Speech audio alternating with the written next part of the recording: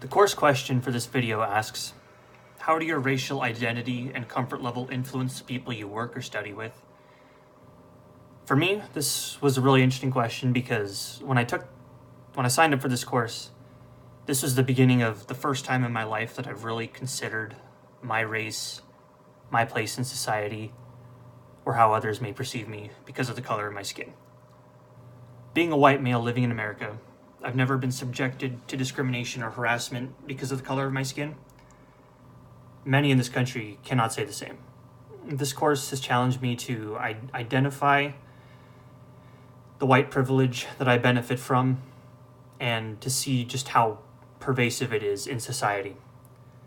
I grew up going to a school in a small town with a population of white, Latinx, and Laotian people. This community was quite diverse for being in a pretty small town. I went to school with about 500 kids, and I knew just about every single one of them. I knew their names, what they did.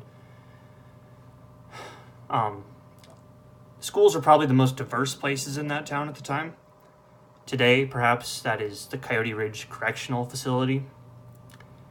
I knew when other groups didn't want me to be included in their conversation because they would choose to speak Spanish or another language that I could not speak because I only spoke English for most of my life and still only do.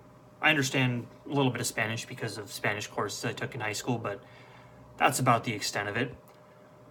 Got along with most of the kids I went to school to. I went to school with regardless of their race or color of skin. I had Mexican neighbors growing up.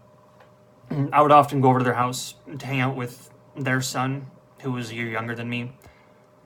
Him and my brother and I were all pretty good friends. And their parents would always help out at my father's farm. They'd work on the pond, the irrigation there. So I always thought they were just really kind and hospitable people. They'd feed us.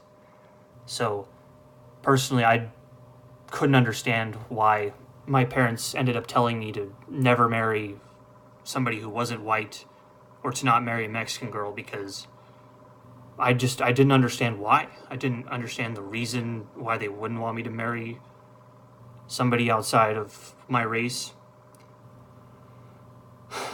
And I still don't understand it. But I think that these life experiences have taught me to not be so judgmental of others, to try to understand, to see where other people are coming from, even when I myself haven't experienced what they've lived through. And I believe that someday, maybe not anytime soon, but I think someday society can mostly eliminate racism from being the problem that it is today.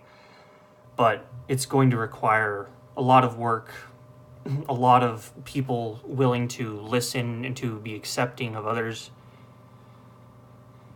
And it's going to take time.